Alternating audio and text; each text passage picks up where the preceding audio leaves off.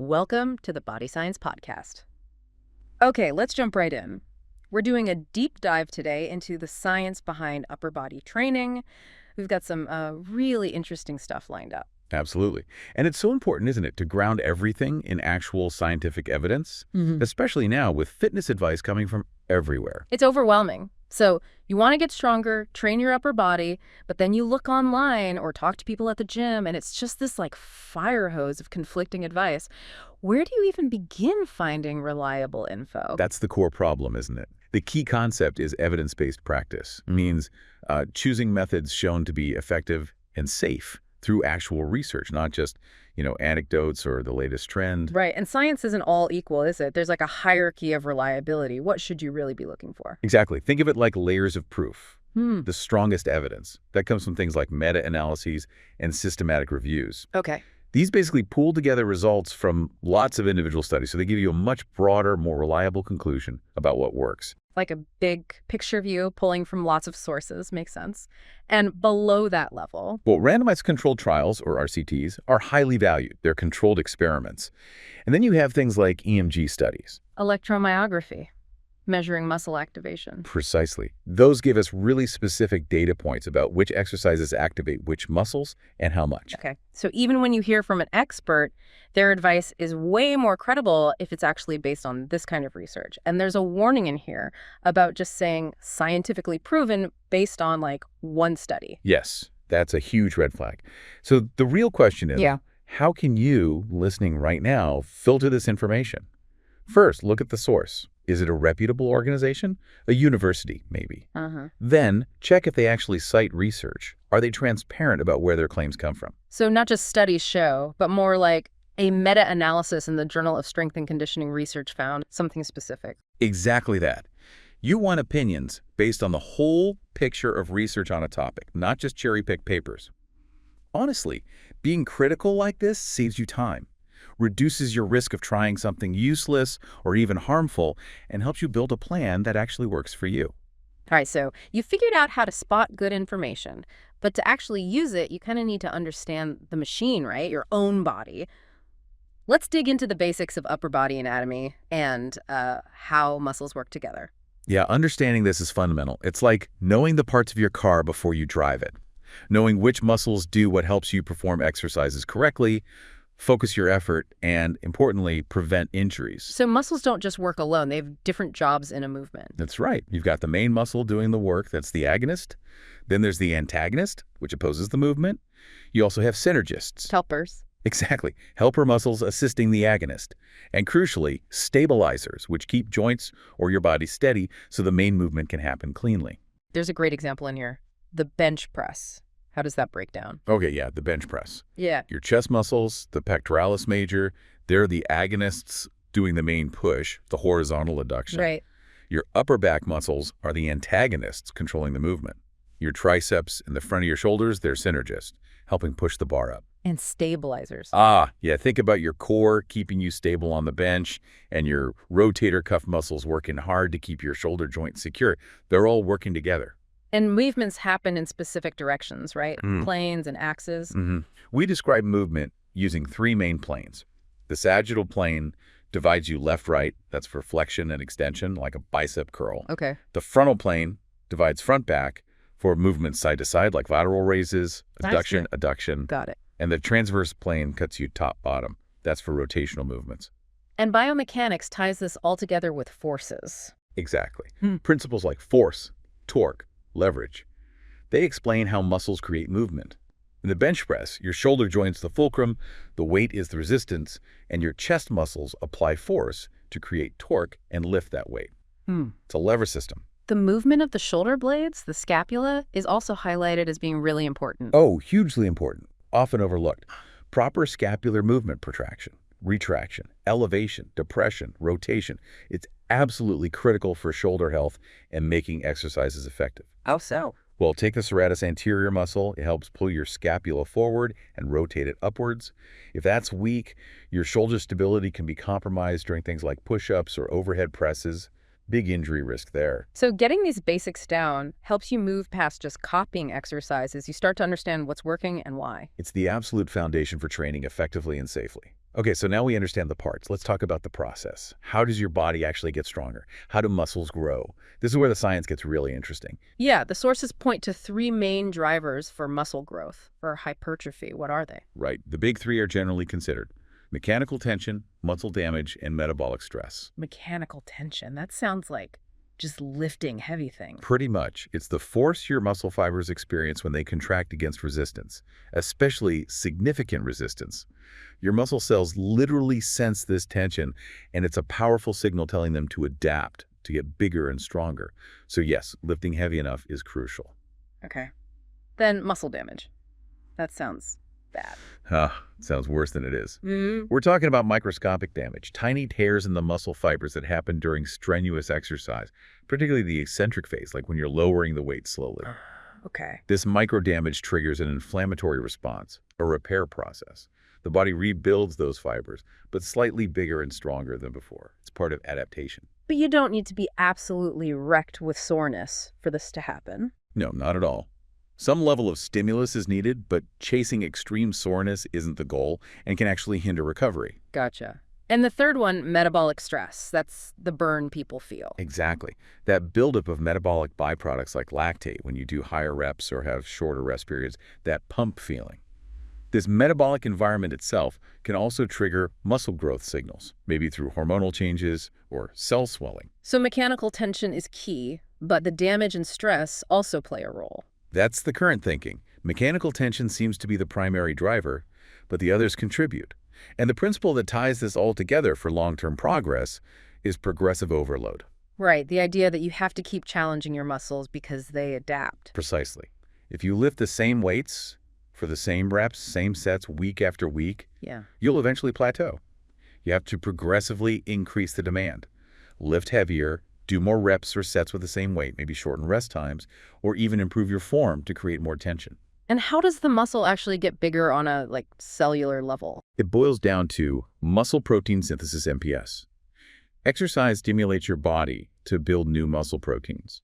If you provide enough building blocks, especially protein from your diet, and allow enough rest for recovery, the rate of this synthesis will be higher than the rate of muscle protein breakdown. Net result, muscle growth. What about just getting stronger? Is it purely about muscle size? Not entirely, especially at the beginning. A big part of initial strength gains comes from neural adaptations. Meaning your brain gets better at using the muscle. Exactly. Your nervous system learns to recruit more motor units, basically turning on more muscle fibers at once. It improves coordination between different muscles and even within a single muscle. Your nerves fire faster and more efficiently. So you get stronger, partly because your control improves, even before the muscle gets significantly larger. Oh, interesting. Then over time, as the muscle cross-sectional area increases through hypertrophy, that larger muscle size becomes a major factor in continued strength gains too. The sources give some practical guidelines too for things like sets, reps, rest for hypertrophy. Yeah, based on the bulk of the research, some general guidelines emerge. Like a total weekly volume of around 10 to 20 sets per muscle group seems to be a good target for many people. Beginners usually need less, maybe closer to 10. And reps. The classic hypertrophy range is often cited as 6 to 12 reps per set, which usually corresponds to lifting about 67% to 85% of your 1 rep max. Okay. And rest periods between sets. Yep. Somewhere around 30 to 90 seconds can work well, balancing recovery with inducing some metabolic stress. But these are just guidelines, right? Not absolute rules carved in stone. Absolutely. They're averages, starting points. The key is to understand the principles: mechanical tension, progressive overload, and then adjust these variables based on how your body responds, your specific goals, and your recovery capacity. Listen to your body. Okay, this leads nicely into tackling some common myths. There's so much misinformation out there about upper body training. Let's do some myth busting based on the science. Yes, this is vital. Believing these myths can waste your time, increase frustration, or worse, lead to injury. Let's clear some up. All right, myth number 1. You must have delayed onset muscle soreness, DOMS, for a workout to count, for it to be effective. If you're not super sore, you didn't work hard enough. Oh, this one is persistent. Yeah. The truth is, DOMS, that soreness you feel 24 to 72 hours later, it's mostly inflammation from that micro damage we talked about. It happens, especially with new or intense exercise, but severe soreness doesn't automatically equal better results. You absolutely can stimulate muscle growth effectively through consistent progressive overload without being cripplingly sore. In fact, avoiding excessive pain that stops you from training again soon is actually better for long-term progress. Makes sense. Okay, myth 2. This one comes up a lot for women. Lifting weights will make me bulky and look like a man. Yes, a huge misconception. The reality check here is hormones. Women naturally have much lower levels of testosterone than men. Testosterone is the primary hormone driving massive muscle growth. So it's just harder physiologically for women to get super bulky. Extremely difficult from typical weight training. What weight training actually does for women is build lean muscle, creating that toned look many desire, plus amazing benefits like increased bone density and a boosted metabolism. The fear is largely unfounded. Good to clarify. Myth 3. Spot reduction. The idea that doing lots of crunches will burn belly fat or endless triceps extensions will slim down just your arms. Ah, the dream of spot reduction. Sadly, science doesn't support it. Fat loss is systemic. When your body burns fat for energy, it draws it from all over, based on your genetics, not just from the area you're exercising. So doing arm exercises builds arm muscle but doesn't specifically burn arm fat. Exactly. You need overall calorie deficit, usually achieved through diet and consistent exercise that burns significant calories, often involving large muscle groups to lose fat overall. Where it comes off first is mostly genetic. Okay. Myth 4. You always have to lift super heavy and do tons and tons of volume to build muscle. More is always better. While progressive overload is key, just piling on more weight or more sets indefinitely isn't the answer. There's a point of diminishing returns. Like doing too much can be counterproductive. Yes, it can increase injury risks significantly and lead to overtraining where your body can't recover, and progress stalls or even reverses. The research suggests there's a point, sometimes called the point of undetectable outcome superiority, where adding more volume or intensity just doesn't give you noticeably better results, but does increase risk. Smart programming, tailored to you, is better than just mindless volume. And myth 5. The newest, coolest looking exercise you saw on Instagram is automatically the best one. Yeah, novelty doesn't equal effectiveness. Exercise selection should be based on sound principles. Does it effectively target the muscle? Is it biomechanically sound for your body? Is it safe? Does it align with your goals? Often, the tried and true basic compound lifts remain staples for a reason they work. Debunking these myths with evidence helps you avoid pitfalls, train smarter, and build critical thinking skills to navigate all the fitness noise out there. Okay, last section. Before you even touch those weights, getting your body ready is crucial. Let's talk warm-ups and stretching. What does the science say here? This is often rushed or done poorly, but a good warm-up sets the stage for a better, safer workout. It's not just about avoiding injury, it's about performance too. So what's actually happening physiologically during a warm-up? Several things. You're literally increasing your core body temperature and muscle temperature. This makes muscles and tendons more elastic, more pliable. Less likely to strain? Potentially, yes. It also increases blood flow, getting more oxygen to the muscles. And importantly, it primes your nervous system, improving reaction time, muscle coordination. Plus, it gradually takes your joints to the range of motion you'll be using. And the sources seem to lean towards dynamic warm-ups before lifting, rather than old-school static stretching. That's generally the recommendation now, yes.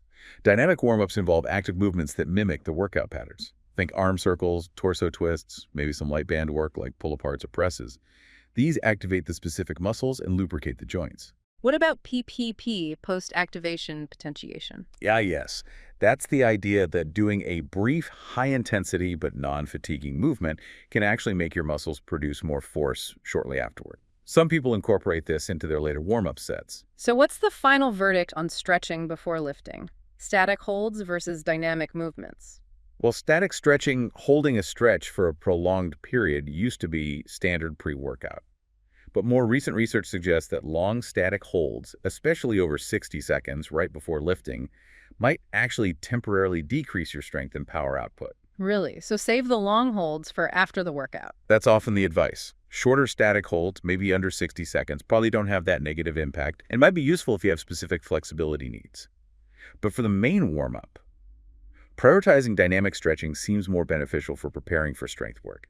Static stretching definitely has its place, perhaps more effectively in the tool-down phase. Interestingly, one finding mentioned was that super strong evidence directly linking warm-ups to preventing upper body injury specifically. Yeah. It's maybe not as clear-cut across all studies as we might think. Yes, That was an important nuance.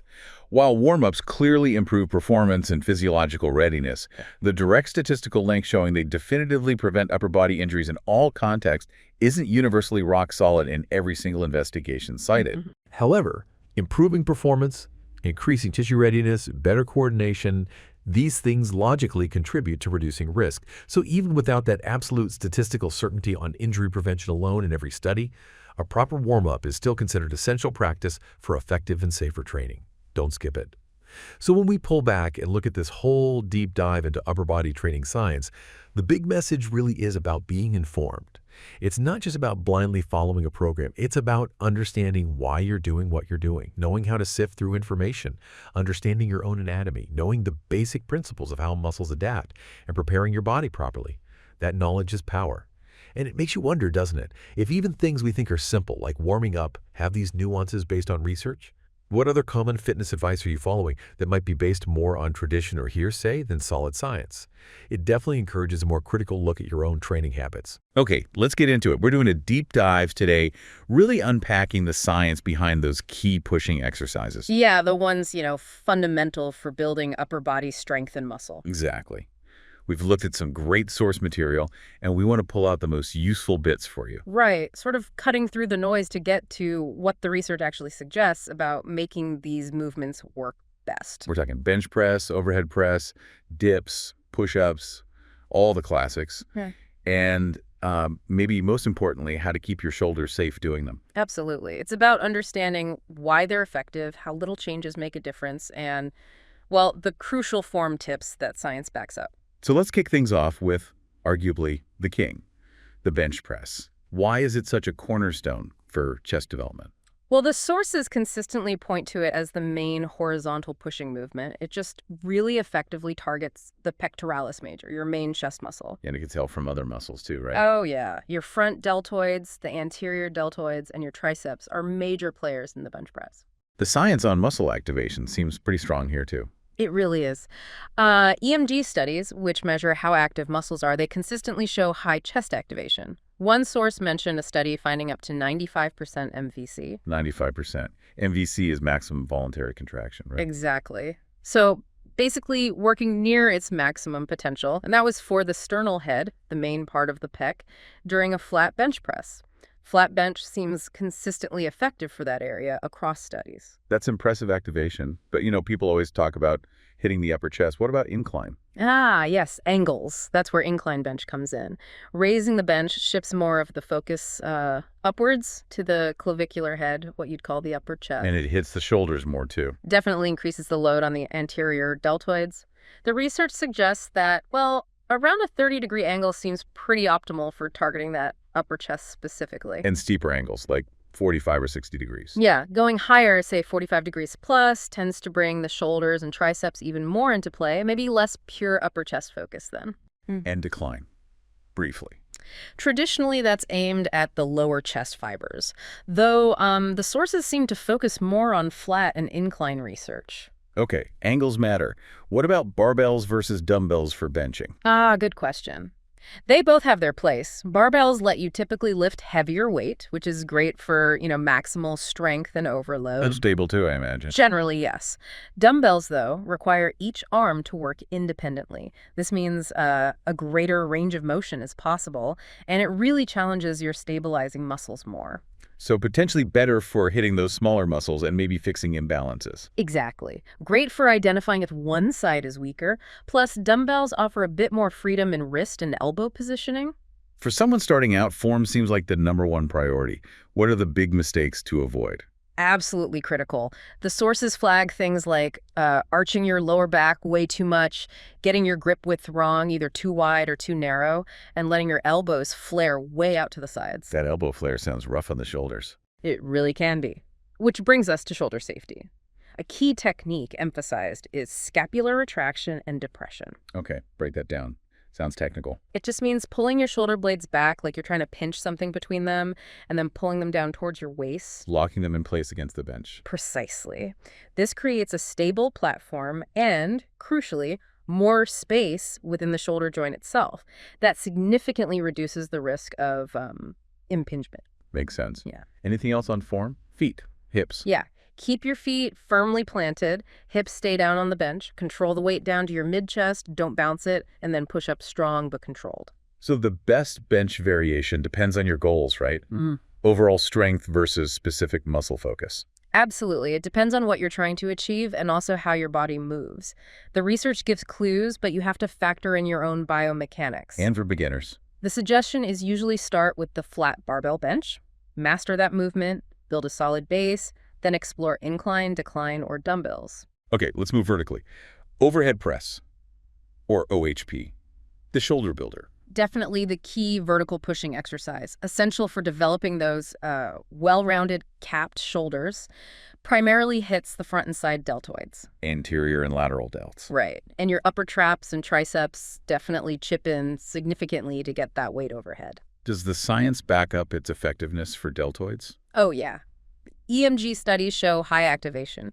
One source mentions 79% MVC for the anterior deltoid with the barbell OHP. It's clearly a primary mover. And like the bench, does using dumbbells versus a barbell or standing versus sitting change much? It does. Dumbbells, again, demand more stability. Your core has to work harder. Your shoulder stabilizers are firing more because the weights move independently. More natural movement path too, perhaps. Often, yes. Allows for a slightly greater range of motion sometimes. Research mentioned found slightly higher side delt activation standing with dumbbells compared to barbell, and higher front delt activation seated with dumbbells versus seated barbell.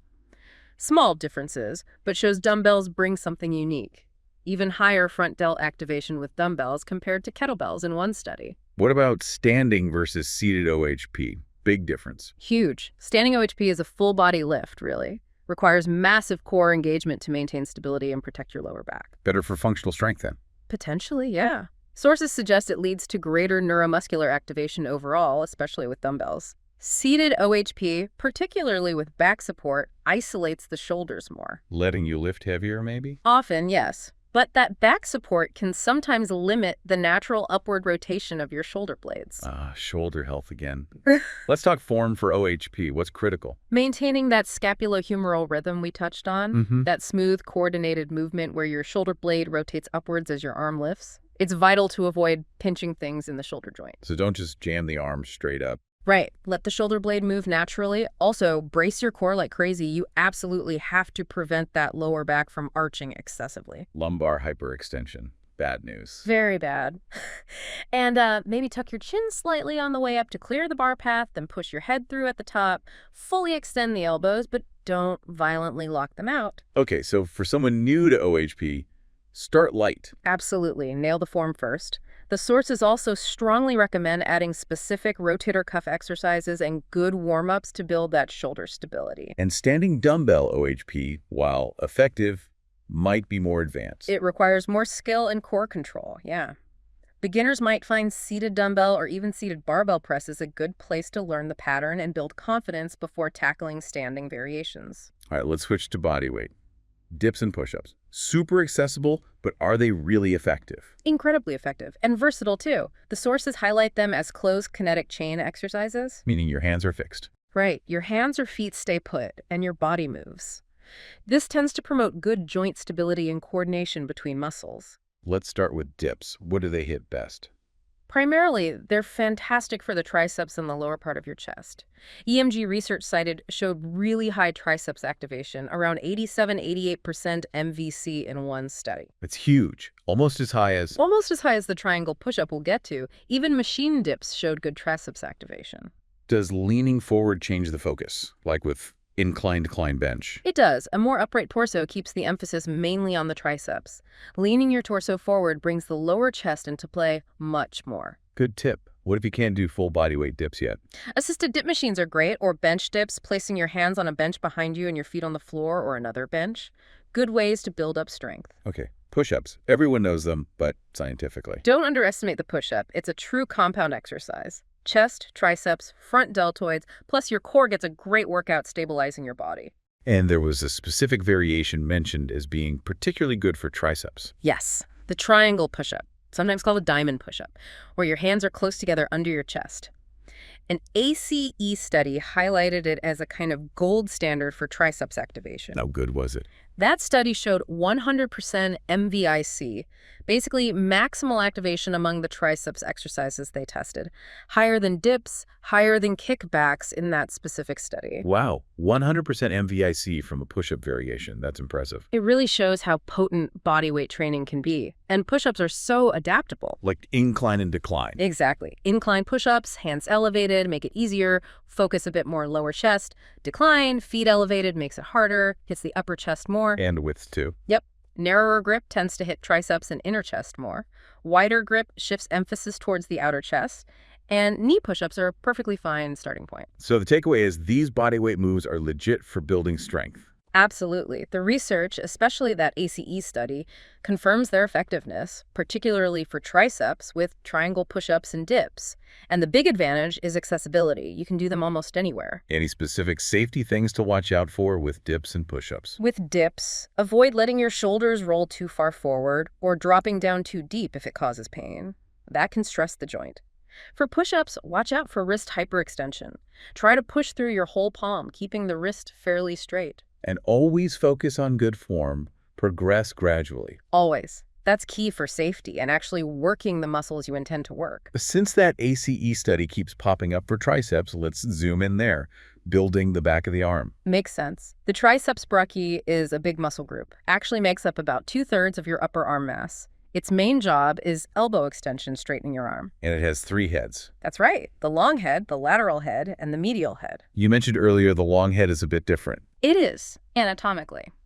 Unlike the other 2 heads, the long head actually crosses your shoulder joint. It attaches up on your scapula, your shoulder blade. So it's involved in shoulder movement too. Yes, it assists in shoulder extension, moving your arm backwards. This means for really balanced triceps development, especially that long head, you need exercises that work the muscle from different angles, particularly different shoulder positions. Okay, let's circle back to that ACE study's top triceps exercises. Right. The sources highlighted that study showing triangle push-ups hitting that 100% VIC, dips around 87-88%, and dumbbell kickbacks were also up there, similar to dips. So those are clearly effective based on that EMG data. Yeah. What about exercises specifically known for hitting the long head, like overhead stuff? Yeah, exercises where your arm is positioned overhead. Think overhead dumbbell extensions. Cable overhead extensions are generally considered excellent for the long head. Why is that? Because that overhead position puts the long head into a stretched position at the start of the movement. And there's growing evidence, including a recent study mentioned in the material, that trusting a muscle in a stretched position can be particularly good for growth. So that study actually showed more muscle growth with overhead triceps exercises. Significantly more, yes, compared to doing elbow extensions with the arm in a neutral position down by the side. So arm position really seems to matter for targeting that long head hypertrophy. Fascinating. What about cable pushdowns? Super common exercise. Very common and still effective, especially for the lateral and medial heads. EMG studies usually show them having sort of mid-range activation compared to the absolute top-tier ones like triangle push-ups or dips. Still useful, though. Oh, definitely. Great for adding volume, feeling the muscle work. You can vary the grip rope, straight bar, V-bar, and the angle slightly to change the feel, but they primarily target those side and underneath heads. And biomechanically, does keeping elbows tucked in matter? Generally, yes. Keeping elbows relatively close to your body during most triceps extensions helps keep the focus on the triceps. Letting them flare out can sometimes bring the shoulders or chest in to help more. So, putting this together for a beginner looking to build triceps, what might a routine based on this research look like? Well, you'd want to combine effective exercises hitting different angles. Maybe start with triangle push-ups or knee push-ups if needed. Add bench dips or use an assisted machine. Then definitely include something overhead like dumbbell overhead extensions for that long head stretch. And maybe some pushdowns. Yeah, cable rope pushdowns could round it out nicely for targeting the lateral medial heads and getting a good pump. The key principles are always nail the form, don't let your elbows flare excessively or feel stressed, and stop if anything hurts sharply. Variety hits all 3 heads. Okay, we absolutely have to dedicate some focused time to shoulder health.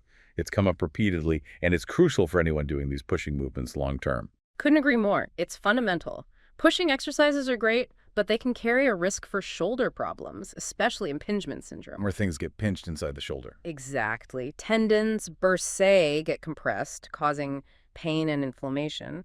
This risk goes way up with sloppy form or lifting too heavy too soon. The sources are really clear. You have to prioritize prevention. We talked about scapulohumeral rhythm.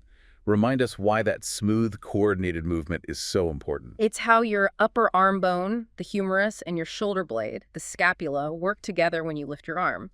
For healthy movement, especially overhead, the scapula needs to rotate upwards properly. If it doesn't. If it doesn't move right, you reduce the space in the shoulder joint, making impingement much more likely. That coordinated rhythm is essential for joint health. And the rotator cuff, those small muscles deep in the shoulder. Absolutely critical stabilizers. The four muscles, supraspinatus, infraspinatus, teres minor, subscapularis, they basically hold the ball of your humerus centered in the shoulder socket and control rotation. Weak rotator cuff equals unstable shoulder. Pretty much. Weak or imbalanced rotator cuff muscles definitely increase your injury risk during dynamic movements like pressing. The sources strongly recommend including regular rotator cuff strengthening, things like external and internal rotations with bands or light weights. Prehab, basically. So how do we apply this directly to, say, the bench press for safety? Back to scapular retraction and depression, locking those shoulder blades back and down is paramount. It stabilizes the shoulder joint against the bench and, crucially, maximizes that subacromial space to prevent tendons getting pinched. What about grip width and elbow flare on bench? Also important, a very wide grip with elbows flared way out, like 90 degrees, can put a lot of stress on the front of the shoulder. Bringing the elbows in a bit, maybe aiming for 45 to 75 degrees from the body, is generally considered safer for the shoulder joint. Okay, and for overhead pressing safety? Again, ensuring proper scapular upward rotation is key as the arms go overhead. Don't let the shoulder blades get stuck. And hammering that core stability bracing hard to prevent the lower back arching is non-negotiable for protecting both your shoulders and your spine. Keep the bar path close and vertical. Any other general shoulder care tips from the sources? Yeah, including mobility work is a good idea. Stretching or mobilizing the chest, lats, and the shoulder muscles themselves can help maintain good range of motion, which supports better form during the lifts. And the most important rule of all. Listen to your body. Never, ever push through sharp pain. If something hurts, stop. Check your form, lower the weight, maybe see a professional. Ignoring pain is just asking for trouble. So really, the scientific approach isn't just about lifting more or finding the exercise with the highest EMG number. Not at all. It's about understanding the why behind the movements, yes, but also deeply understanding the how to perform them correctly and safely. It's about mastering form, strengthening the supporting muscles like the rotator cuff, ensuring good mobility, and being smart about pain. Protecting the joints is just as important as building the muscle. Exactly. That preventative mindset, based on biomechanics and research, is the foundation for effective and sustainable long-term training. It's about playing the long game. This has been a fantastic deep dive, really understanding the science, the muscle activation patterns, how variations change the stimulus, the critical role of form and shoulder care. Yeah. It just gives you so much more power in your own training. Absolutely. Being armed with this kind of knowledge, pulled from the research, helps you make smarter choices about exercise selection, technique, and progression. So as you head into your next workout that involves pushing movements, here's something to think about.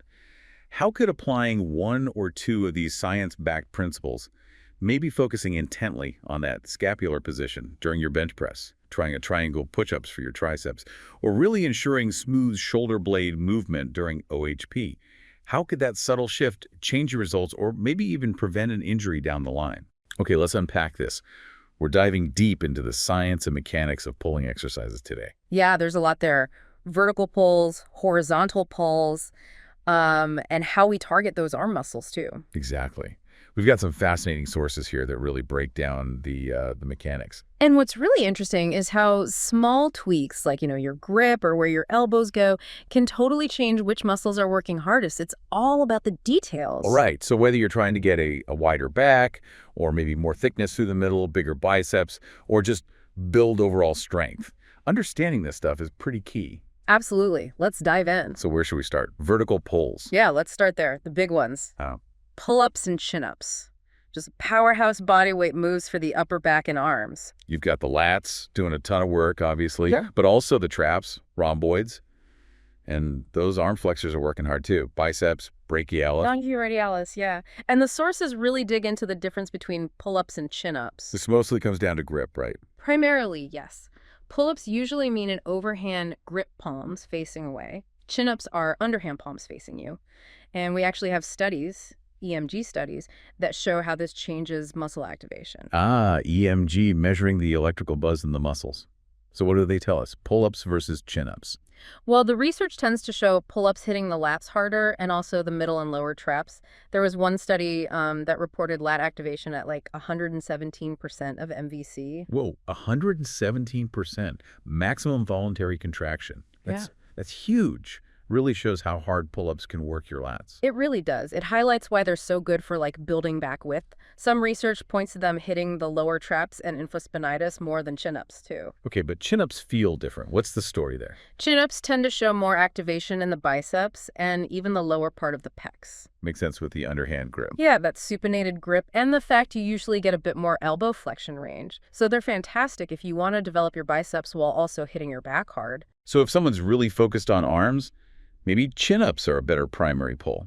Well, based on the activation data, they definitely give the biceps a significant workout within that pull. And we should probably mention neutral grip pull-ups too, palms facing each other. Right, those feel a bit easier on the shoulder sometimes. They can be, yeah. The sources point to them being good for the brachialis and brachioradialis, those muscles that add thickness to the arm. And some research even hints a narrow neutral grip might kick up biceps activation. Interesting. What about how wide you grip?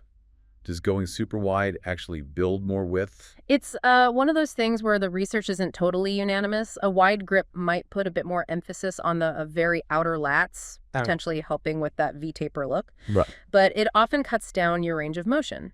Medium or narrower grips generally let you pull through a fuller range, maybe involving the central back or arms a bit more. Some studies actually find not much difference in overall lat activation, regardless of width. So maybe focus more on comfort and range. Probably a good idea. Find what feels good on your joints and matches your goal, Full contraction versus just stretching the outer edges. And what about people who, can't do a pull-up yet? They're tough. Totally. The sources suggest starting points. Assisted pull-up machines are great, using resistance bands looped under your feet or knees to lighten the load. Or negatives. Exactly.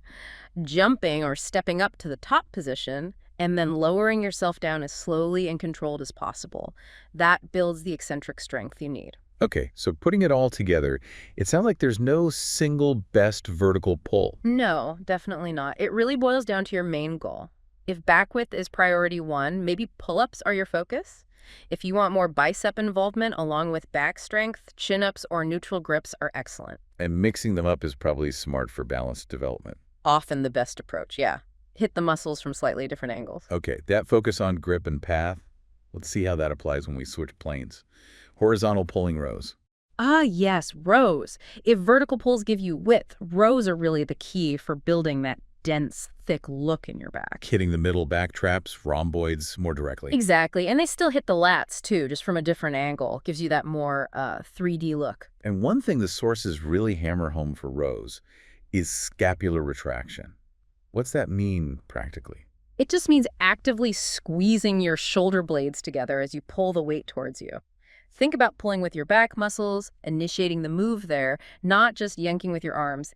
It maximizes that contraction in the mid-back. Gotcha. And there are tons of row variations. Barbell rows are kind of the classic heavy hitter. Yeah, the barbell row is fantastic for building overall back mass and strength. You can load it up heavy, but... Big butt form is crucial for the lower back. Absolutely. You need a good core stability, and you have to maintain that neutral spine. Even the grip matters underhand might bring in more biceps and lower lats, while overhand could hit the upper back and upper lats a bit more. Dumbbells offer more freedom. They do. Dumbbell rows, whether you do one arm at a time or both, usually allow a greater range of motion than a barbell. Plus, they're great for ironing out any strength differences between your left and right side. And the one-arm version lets you support yourself. Which is a huge plus. Bracing yourself on a bench takes stress off the lower back and lets you really concentrate on that mind-muscle connection with your back. What about machine options, like seated cable rows? Love seated cable rows. They're generally easier to maintain good form, much less stressful on the lower back, so they're excellent for beginners or anyone maybe nursing a back issue. And you can switch up the handles easily. Exactly. V-bar, straight bar, wide bar, ropes. Each gives a slightly different feel and can shift the emphasis a bit. T-bar rows, where do they fit? T-bar rows are often highlighted for hitting the middle back and lower lats really well, again, focusing on thickness. And just like other rows, playing with grip width and handle type changes things up. Okay, so let's talk elbow path again. We saw it in pull-ups. How does it work in rows? This sounds important. It's super important for rows. It's a key way to bias different parts of the back. If you keep your elbows tucked in relatively close to your sides and pull the weight towards your lower ribs or hips. That feels more like pulling back. Right, that's emphasizing shoulder extension. It primarily targets the lats and the teres major, contributing more to that back width. Okay, so elbows tucks for width.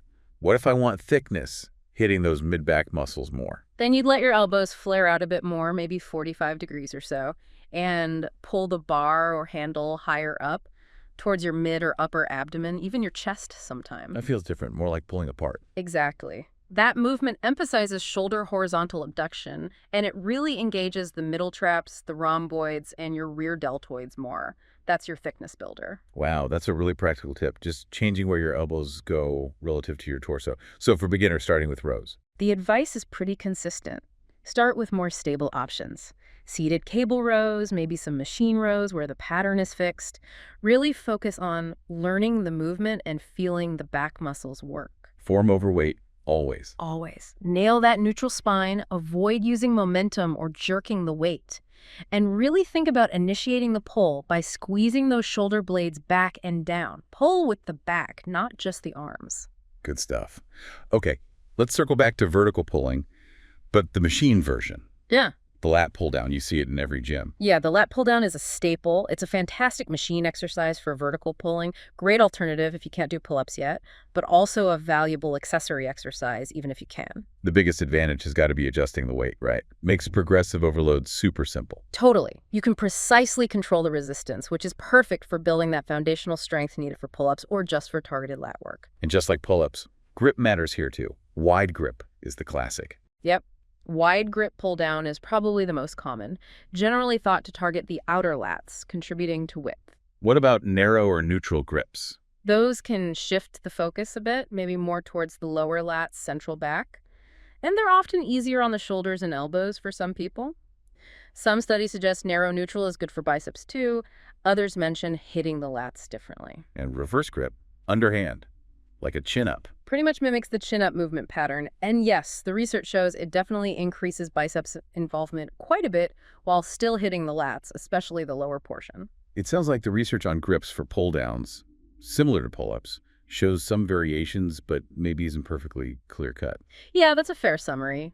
EMG results can vary between studies and between individuals. It really underscores the idea that you should probably experiment a bit yourself. Find what feels best and connects well. Exactly. See what grip allows you to feel the target muscles working strongly and doesn't cause any joint discomfort. And form is obviously critical here too, even though it's a machine. Oh, absolutely. You need to be stable, knees locked under the pads, and, crucially, initiate the pull by depressing and retracting your scapula. Pull your shoulders down and back first, then pull with your arms. Not just yanking the bar down with arm strength alone. Right. And avoid leaning back too much or using momentum. Control the weight on the way down, and maybe even more importantly, control it on the way back up. Don't just let the stack crash. So it's more than just a pull-up replacement. It has its own benefits. Definitely. Pull-ups are, closed chain. They demand a lot of full body stability. Lat pull-downs are open chain, which lets you isolate the lats more easily from a stable base. Plus, they're way easier for things like drop sets or specific tempo work. Valuable for everyone, really. Makes sense. All right, let's switch focus from the back to the front. Yeah. The muscles everyone seems to love training. The biceps. The biceps brachii. Yeah, always popular. Main jobs are bending the elbow flexion and turning the forearm so the palm faces up supination. And it has two heads, right? Long and short. Yep. And don't forget the brachialis underneath and the brachioradialis on the forearm side. They all chip in for elbow flexion. Different curl variations can target these muscles a bit differently based on arm and wrist position. We have EMG data on curls too. What does that show? We do. One study, for example, found barbell curls gave really high biceps activation, like 96% MBC. Hammer curls were lower, maybe 76%, and preacher curls around 60% in that specific research. Interesting. Are there other studies? Yeah, another one pointed towards concentration curls possibly giving the highest overall activation. It also suggested incline dumbbell curls were great for hitting the long head, and preacher curls might emphasize the short head more. So even within curls, the specific exercise choice matters for emphasis. Yeah. Let's break them down. Barbell curl. The classic mass builder lets you handle relatively heavy weight, great for overload. Dumbbell curls, standing, seated, incline. The advantage there is working each arm independently helps fix imbalances. Plus, you get more freedom in wrist rotation. Incline dumbbell curls, those feel like a real stretch. Yeah, they do. Lying back on an incline bench lets your arms hang behind your torso. That puts a unique stretch on the long head of the biceps, making it potentially very effective for targeting that specific head. And preacher curls, arm braced on a pad. Those are all about isolation. The pad stops you from using momentum or shoulder movement to cheat the weight up, really forces the biceps to do the work. Some sources suggest this position, arm in front, biases the short head. Concentration curls seem super strict too. Yeah, elbow braced against the inner thigh allows for a really strong peak contraction, and like we said, often shows very high activation in studies, probably due to that stability and focus. Okay, what about hitting those other elbow flexors, the brachialis and brachyradialis, for overall arm thickness? That's where hammer curls come in, using that neutral, palms facing each other grip. And also reverse curls with an overhand, palms down grip. Both of those bring the brachialis, and especially the brachyradialis, into play much more significantly. Great for building thicker looking arms and forearm strength. So for someone just starting with curls, Master the basics first. Standard barbell or dumbbell curls, focusing completely on form, no swinging. Keep the elbows pinned, initiate with the biceps, control the negative. And the key takeaway for really maximizing bicep growth isn't just doing endless sets of one curl type, right? seems like variation is important. Crucial. Varying your arm position, think preacher curl with the arm in front versus incline curl with the arm behind, changes the mechanics and the stretch. Varying your wrist position, supinated for standard curls, neutral for hammers, pronated for reverse curls, hits the different flexor muscles. Of strategic variation based on anatomy, not just muscle confusion. Exactly. You're targeting different heads and different muscles based on how they function. Okay, super important topic now. Safety. Especially with heavy pulling, things like barbell rows, lower back safety is a big concern. Huge concern, and the sources are really clear on this. While these exercises are amazing for building a strong back, the risk of lower back injury is real, usually down to bad form or a weak core. What's the #1 principle to avoid that? Maintaining a neutral spine, period.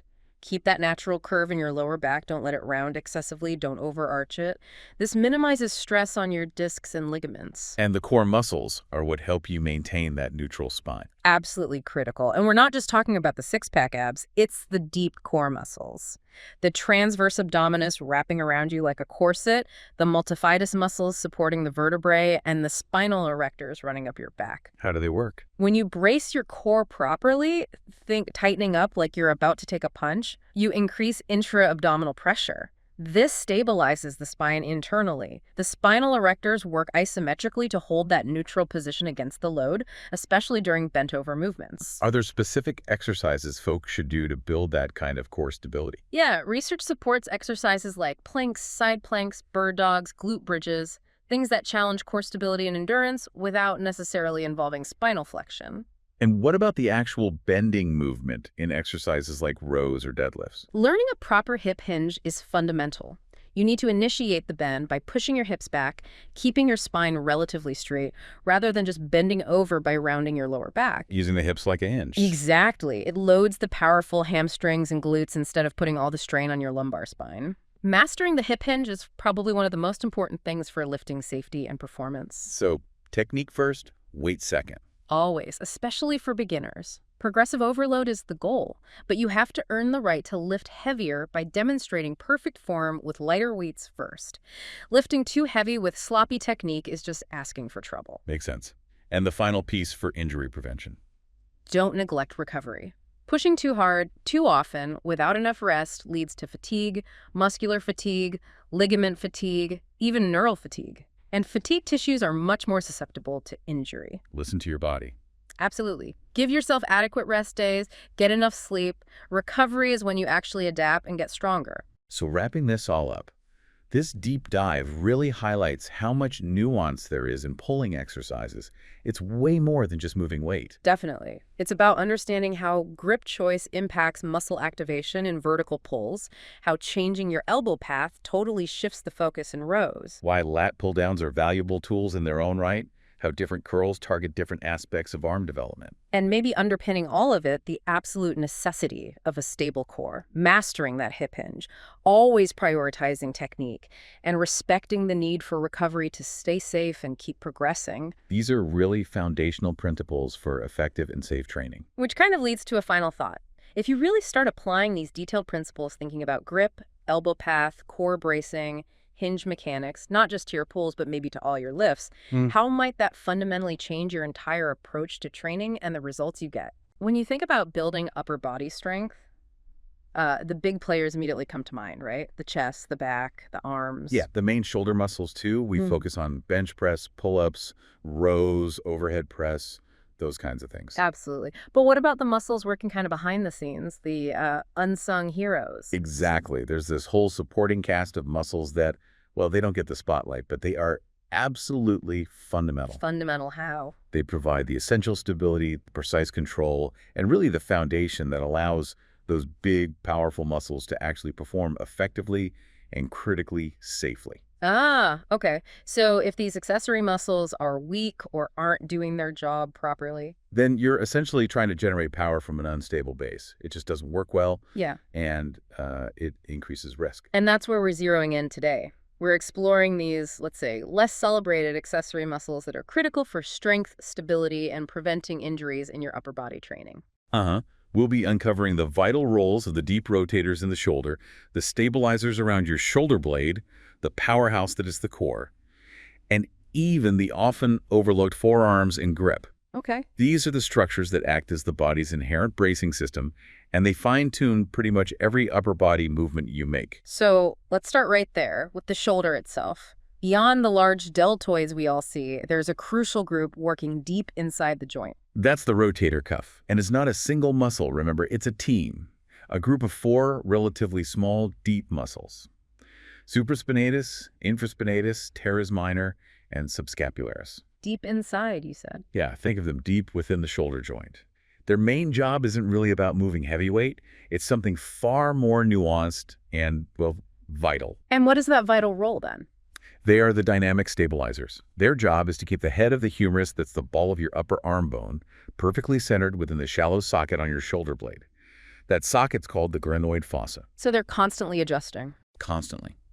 As you move your arm, especially under load, the rotator cuff muscles are making these tiny adjustments to keep that ball tracking smoothly right in the center of the socket. Okay, so it's less about raw strength and much more about precise control and like centering the joint. Precisely. And that's why it matters so much when you're lifting.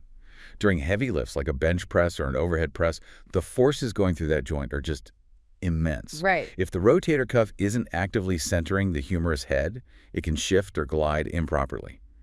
And that leads to irritation, instability. And I imagine that irritation and instability are the start of a lot of common shoulder problems people complain about. Absolutely.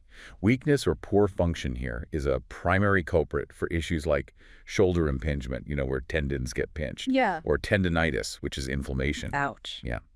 And in more severe cases, this chronic instability can even contribute to rotator cuff tears. These aren't just minor aches. They lead to pain, drastically reduced range of motion, and significant weakness. They can really sideline your training. So training the rotator cuff isn't just something you do after you get injured, in rehab. No, that's a huge takeaway here. While it's definitely essential for rehabilitation, consistently training the rotator cuff is a powerful preventative measure. It builds resilience in the joint. How so? It provides a more stable base, allowing your larger muscles, your delts and pecs, to generate force more effectively and safely. Think of it as an investment in long-term upper body health and performance. Okay, that makes sense. What kind of exercises actually help target these specific deep muscles then? Well, a couple of key ones are often highlighted. The side-lying external rotation is a classic. How does that work? You lie on your side, elbow bent and tucked right against your body, and then you rotate your forearm upwards away from your stomach. This really isolates the infraspinatus and teres minor, which handle that external rotation. And the key is? Controlled movement, absolutely no momentum. and using very lightweight or even just a band. Okay. And what was the other one? Prone horizontal abduction with external rotation. Sounds complicated, but basically you're lying face down, often on a bench, Right. and you raise your arm out to the side, keeping it fairly straight or slightly bent, and often rotating your hand slightly. Sometimes they call it full can or MD can, depending on the thumb position. What is that one I hit? That gets the supraspinatus, which helps start the arm abduction, lifting it away from your side. It also involves the posterior deltoid and middle traps. And yeah, the angle and hand position can subtly change the focus. Some studies suggest this, and standing external rotation can be really helpful for managing shoulder pain too. So the theme here is definitely lightweight and really focusing on the form, the movement itself. Absolutely. These are small muscles with a specific stability job. You won't be using heavy dumbbells here. Light resistance, whether it's light dumbbells or resistance bands, and really focusing on activating the target muscle is far more effective. Even basic, consistent exercises make a big difference. Who really needs to prioritize this kind of work? Well, anyone involved in overhead sports, think tennis players, baseball pitchers, swimmers, they absolutely need this.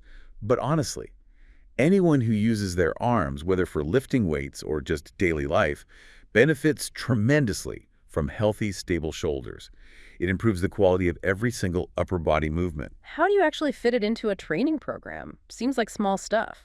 It might feel minor, but it's foundational. Incorporating these into your warm-up before a main lifting session is excellent. It activates the muscles and prepares the joint. Or maybe as separate work. Yeah, you can also do them as separate accessory work, maybe 2 or 3 times a week. It doesn't take long, but it lays the crucial groundwork for everything else you do with your upper body. Okay, so we've worked on stabilizing within the shoulder joint with the rotator cuff, but that joint sits on, well, a moving base, the shoulder blade. Let's talk about the muscles that control that foundation. Right. The scapula, or your shoulder blade, is not fixed. It's designed to move. And its ability to move and stabilize properly is fundamental to all upper body movement. It's the critical link between your arm and your torso. And this involves another group of specific muscles, the scapular stabilizer. Yes, exactly. These are the muscles that anchor the shoulder blade to your rib cage and control all its various movements. The key players here are the different parts of the trapezius muscle, the upper, middle, and lower fibers, the rhomboids underneath, and a really crucial one called the serratus anterior. What exactly do they do for the shoulder blade? It seems like it just sits there. Oh, it definitely doesn't just sit there. They control its complex movements. Pushing it forward, like when you reach that protraction. Pulling it back, pinching the blades together, retraction. Lifting it up, elevation, like shrugging. Pulling it down, depression. And rotating it upwards or downwards as you lift your arm. Wow, okay. There's a lot going on. There is. And the coordinated movement between your arm bone, the humerus, and your shoulder blade, the scapula, is called the scapulohumeral rhythm. If this rhythm is off, it dramatically impacts shoulder function and long-term health. And modern life often messes with that rhythm, doesn't it? All the sitting. It absolutely does. Yeah. Sitting for long periods, hunching over keyboards, general poor posture. It often creates imbalances. You frequently see weakness in muscles like the serratus anterior or the lower traps. And tightness elsewhere. Yeah, combined with tightness in the upper traps or the chest muscles.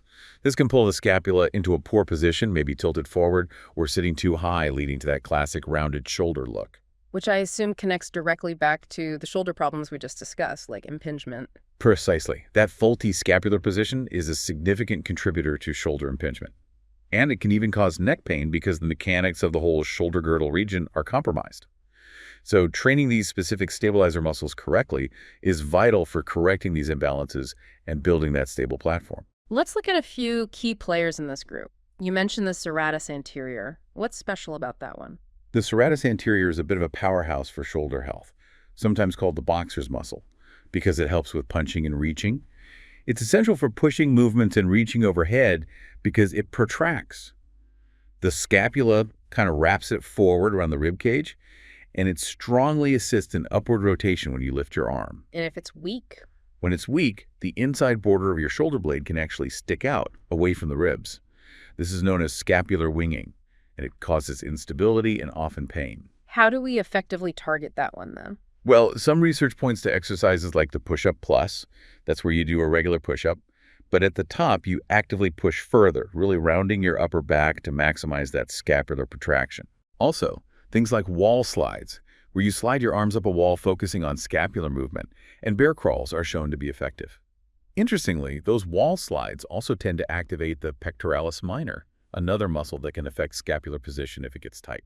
And the traps. Most people just think of the upper part that gets tight and sore. Right, but the middle and lower traps are crucial stabilizers. The middle fibers pull the scapula back towards the spine retraction, working closely with the rhomboids. The lower trap fibers pull the scapula down and also, importantly, assist in upward rotation.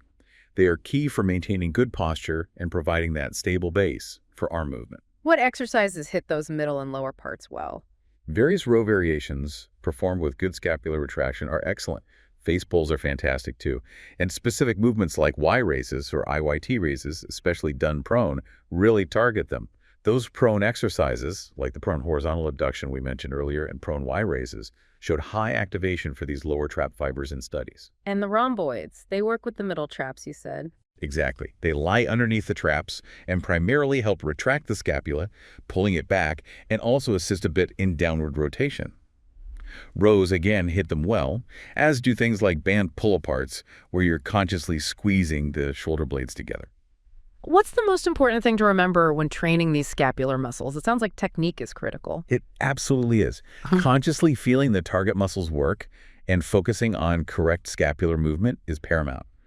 You have to avoid compensating, especially by shrugging, which just overuses the upper traps. So maybe watch yourself. Yeah, watching yourself in a mirror or even getting someone to give you tactile cues touching the muscle you should be feeling can be hugely helpful to ensure you're actually moving the shoulder blade correctly, not just, flinging the weight around. Yeah. And remember, developing balanced strength here isn't really about adding bulk. It's about improving the mechanics and the quality of every single upper body movement you do. It's foundational for lifting more weight safely, preventing chronic pain, and definitely improving your posture. Okay, so we've built stability within the shoulder joint with the rotator cuff, and we've created a mobile yet stable base with the scapular stabilizers. Where does all that stability and the force generation really originate from? A body's center. The core, yeah. And it's so much more than just the visible abdominal muscles, the six-pack. The core is the entire central region of your body. Think diaphragm down to your pelvic floor and wrapping all the way around your spine. It's the body's powerhouse and the starting point for controlling virtually all movement. How is the core so critical for upper body lifts? Yeah. Even something like a bench press where you're lying down, it seems less obvious. Oh, it's absolutely vital. Even lying down, it's key for spine stabilization and maintaining optimal posture during the lift. In a bench press, your core prevents excessive arching of the lower back, keeping you stable on the bench. And for standing lifts, even more critical. In a standing overhead press, the core muscles have to brace intensely. The front muscles, like your abs and obliques, prevent you from hyperextending or bending backward under the load. The side muscles stop you from wobbling side to side. The goal is keeping your spine neutral and stable against that weight overhead. What about during pulling movements like rows or deadlifts? When you're bent over for rows or setting up for a deadlift, your erector spinae muscles along the back of your spine are working hard to extend and support your back. But crucially, your abdominal muscles provide counterbalance and help create intra-abdominal pressure. Intra-abdominal pressure, like bracing. Exactly, like bracing. This internal pressure acts like a natural weightlifting belt, protecting your spine from shearing forces. And the deep core muscles, like the transverse abdominis and the multifidus along the spine, are key players in generating this crucial stability. You mentioned force transfer earlier, too. The core is the link in that chain. It is the central link. Think of the body as a kinetic chain. Force often originates from the ground or the lower body and needs to be transferred efficiently up to the arms or the implement you're moving. The core is the central hub for this transfer. So a strong core means better transfer. A strong, stable core efficiently transmits that force between your lower body and your upper body.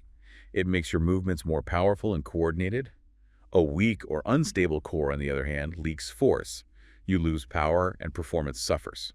And from an injury perspective, I guess a weak core is bad news. Definitely. An unstable core is a major contributor to lower back pain, especially during upper body training where you might compensate. If your core isn't stable, your spine takes on excessive stress. This leads to poor movement mechanics and increased risk of injury, not just in the back, but potentially other joints that are trying to pick up the slack. So a strong core stabilizes the whole trunk. Yes, it stabilizes the entire trunk spine and pelvis, reducing that risk significantly. What kind of core training is most effective then, specifically for supporting upper body performance? Is it just crunches and sit-ups? Actually, the research really emphasizes training the core's ability to resist unwanted movement. These are often called anti-movement exercises. Anti-movement. Yeah.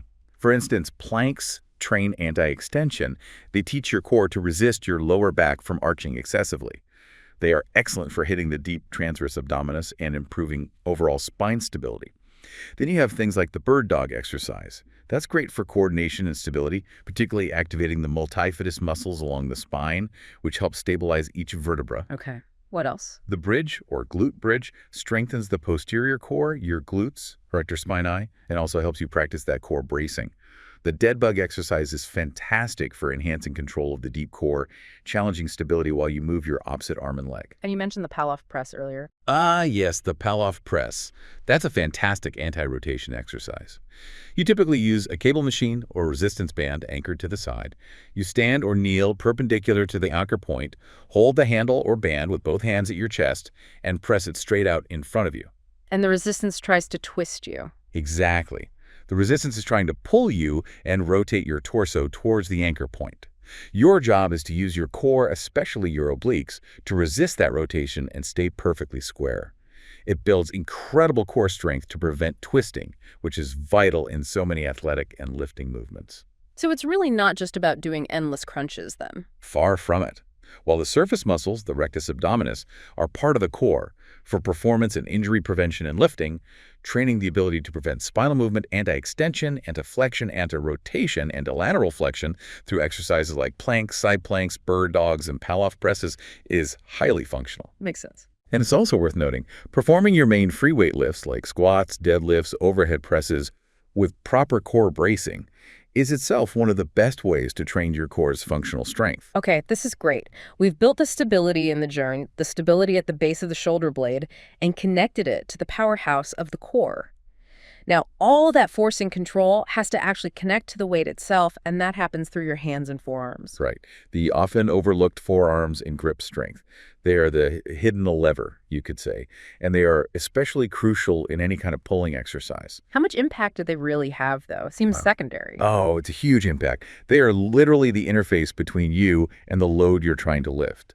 Strong forearms and a strong grip allow you to simply hold onto heavier weight with confidence and control. But more importantly, they prevent your grip from failing before the muscles you're actually trying to train, like your back muscles in a row or your biceps in a pull-up, are fully fatigued. yeah. That happens all the time to people during rows or pull-ups. Their back could definitely do more reps, but their hands just give out. Exactly. If your grip is the limiting factor, you're essentially leaving potential strength and muscle gains on the table because you're not adequately stimulating your prime movers. You hit grip fatigue, you have to drop the weight, and the set ends prematurely for your back or biceps. So what muscles are we talking about specifically when we say grip and forearms? Well, the forearm muscles are the ones that control the movement of your wrist and fingers. You got the flexors on the palm side that curl your wrist and fingers, and the extensors on the top side that straighten them out. And grip itself. Grip strength itself involves the intricate small muscles located within your hand and fingers, but they work in close coordination with those forearm muscles. And we use different types of grip. There's crushing grip, like squeezing a grip or pinching grip using your fingertips, and supporting grip, which is just holding onto something heavy like a dumbbell or barbell. So how do you train these directly to make sure they aren't the weak link in your lifts? There are several effective methods. Direct forearm work, like wrist curls, usually with a dumbbell or barbell palm up, and reverse wrist curls, palm down, directly target the forearm flexors and extensors respectively. What about curls? Hammer curls, while primarily thought of as a biceps exercise because you hold the dumbbells vertically, also strongly engage the brachialis muscle, which lies underneath the bicep, and the brachioradialis, which is a major muscle on the thumb side of your forearm. Both contribute significantly to overall arm thickness and grip strength. And the farmer's walk. I hear about that one a lot. That's a fantastic full-body exercise and just phenomenal for building grip strength, specifically that supporting grip. Just a simple act of picking up heavy dumbbells or kettlebells or specific farmer's walk handles and walking with them for distance or time build incredible supporting grip strength and endurance. And it works other things too, right? Oh, yeah. The sources even mention research linking those heavy carries to strong trapezius activation because your traps have to work hard to support the weight. But of course, that upper back work requires a solid grip foundation just to even hold on to the heavy weight in the first place. Are there specific tools that can help with grip training? Yes, definitely. Things like traditional hand grippers are great for developing crushing strength. You can also use things like fat grips, which are thick rubber grips you can slide onto barbells or dumbbells. How do those help? They just thicken the diameter of the bar, which dramatically increases the demand on your grip muscles during regular exercises like rows, pull-ups, or even presses. Just remember to start light and progress gradually with these tools to avoid overstressing your wrists or elbows.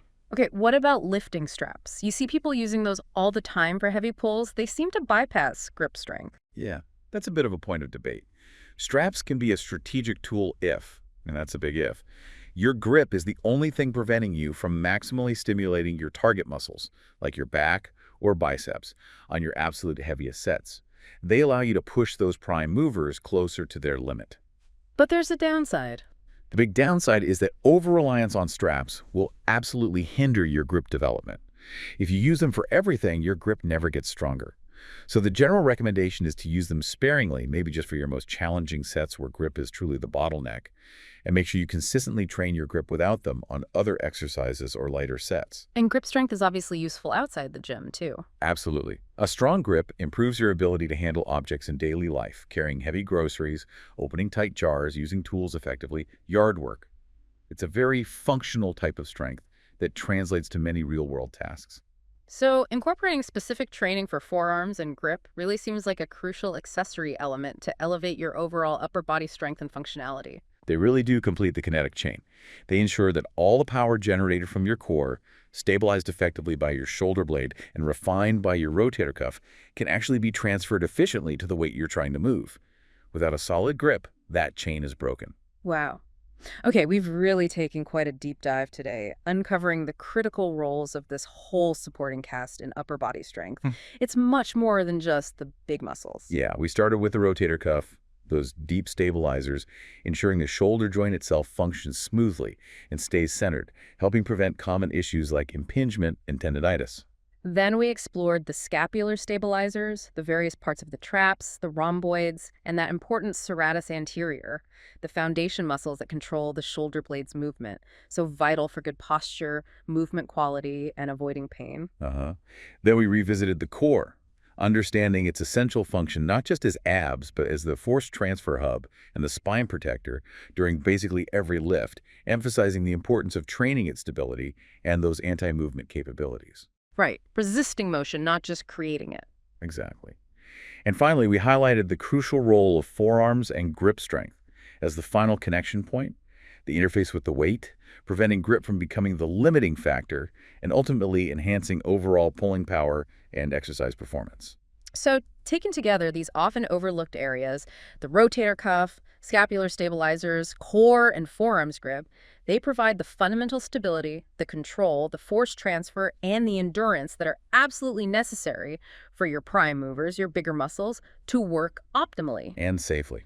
They are absolutely key to preventing injury and truly unlocking new levels of strength and performance that you might be missing out on if you only focus on the big lifts. It really makes you think. Yeah, maybe consider the potential impact of shifting just some of your focus towards mastering movement and building resilience from the inside out, rather than solely chasing heavier weight on the main lifts all the time. Integrating some dedicated work for these accessory muscles could fundamentally change your training outcomes in the long run.